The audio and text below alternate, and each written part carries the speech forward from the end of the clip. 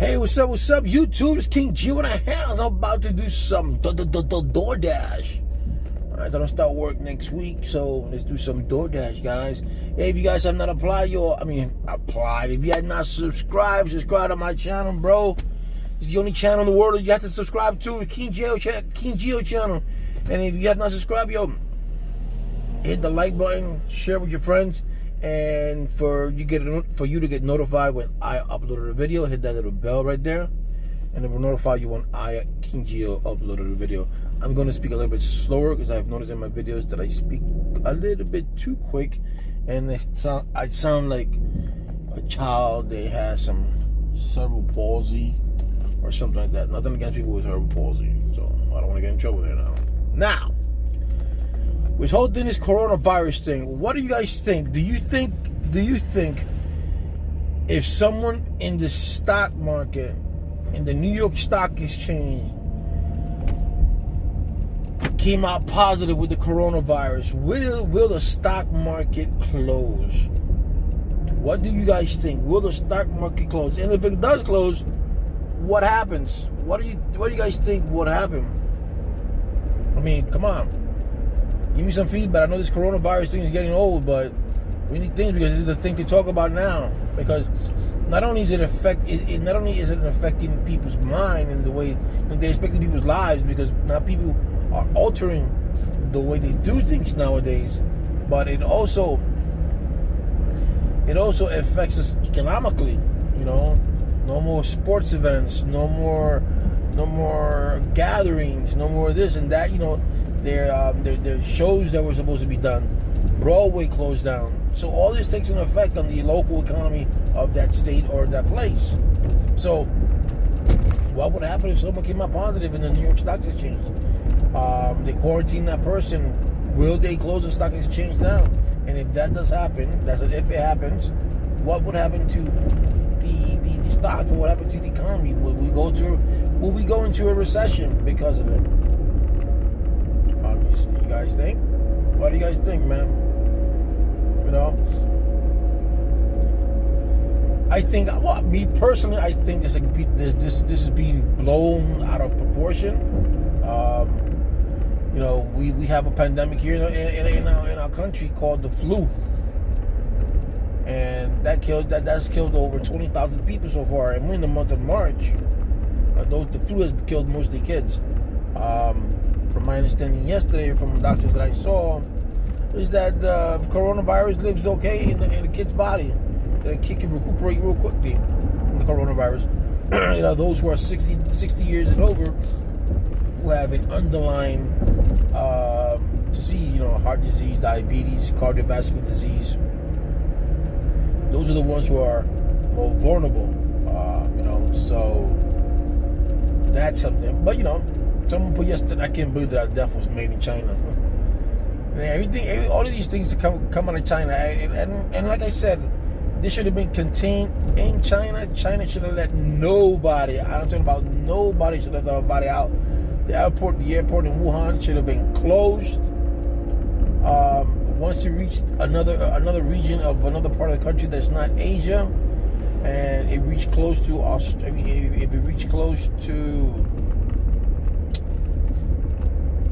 the United States, all borders should have been closed. No international flights coming in or out of any of those countries.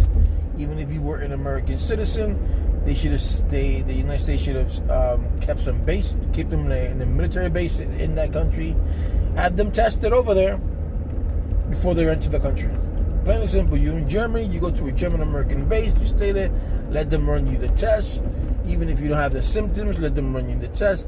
Find out, you know, at that time, maybe if they knew it was 2 or 14 days, that you be quarantined, you eat some food, you know, you talk some German, you speak some German language, you know, you will say Lurben, Farfennugen, Harkennugen, Heineken, Lowenbraun, you know, stuff like that.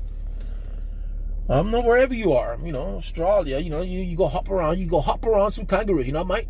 You go hop, decent, you say, hey, mate, I come from America, and are you going to America? You got the coronavirus. I have a kangaroo in the bag. We can go play with the kangaroo. What do you think, mate? Stuff like that, you know? You go to India, you're like, oh, welcome to my country, welcome.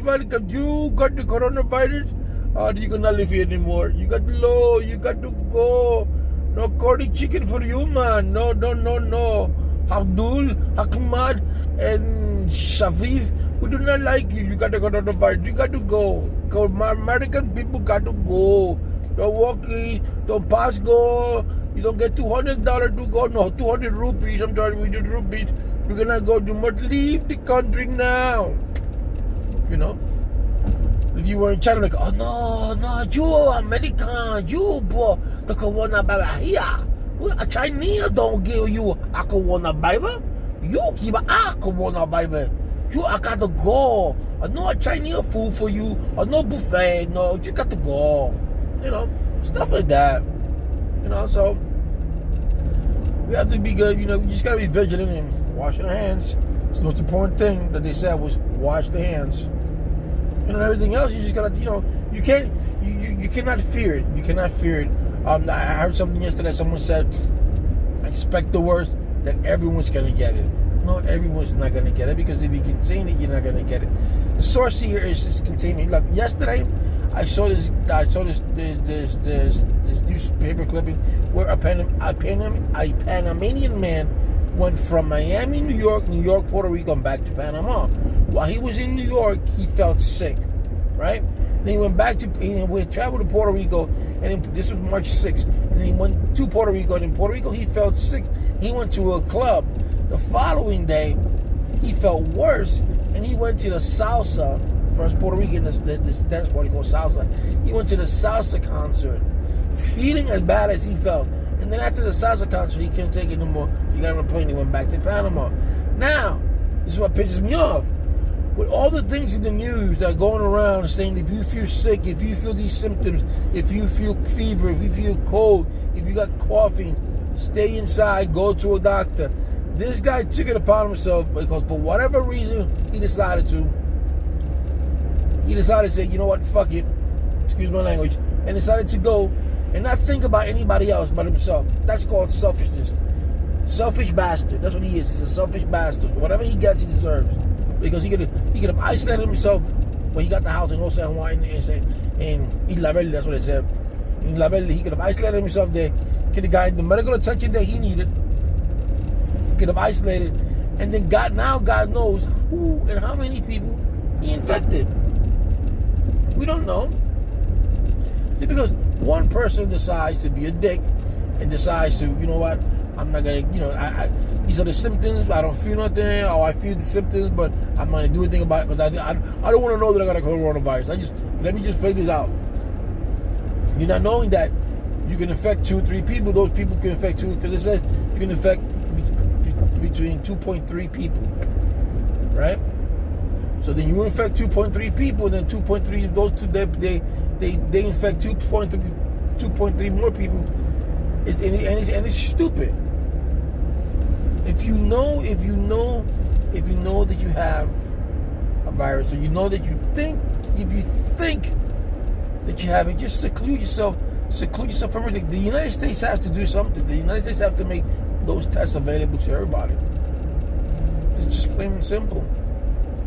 China was doing 5,000 test kits a day. We've done that's a day. We have done only 5,000 so far. And China's doing 5,000 kits a day. You know, what are they waiting for? They're waiting for who are they going to give the contract to. So these guys, Merck, Pfizer, Johnson & Johnson, all these big pharmaceutical companies are going to work hard to see who gets the best bid, so they can make the best, or not the best, who can come out with the test first. And when it comes to test first, the first bidder that bids, and if it's an underlow bid, they're gonna get that big gazillion, trillion dollars. Because all this coronavirus thing, this is all a money game. I'm sorry, this is all it is. It's a money game.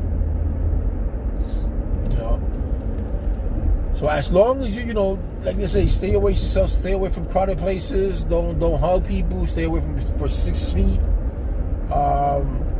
You know, I live in North Carolina where population is 14,000, so the possibility of me getting anything here is slim. You know, but I've checked with doctors with the HIV, and it says if your CD4s are over 500, which is the next video I'm gonna do. If your CD4s are over 500, then you ain't got nothing to worry about. I mean, it takes a course like a regular person who didn't have HIV, which is not bad. So you don't have to worry about that. I want to make another video on that, so people who have HIV, they know. You know, there's been too much information on that. So what do you guys think? Do you guys think if it happens, will Wall Street close? And if it does, what impact would that do? Tell me, what impact would that do to our economy?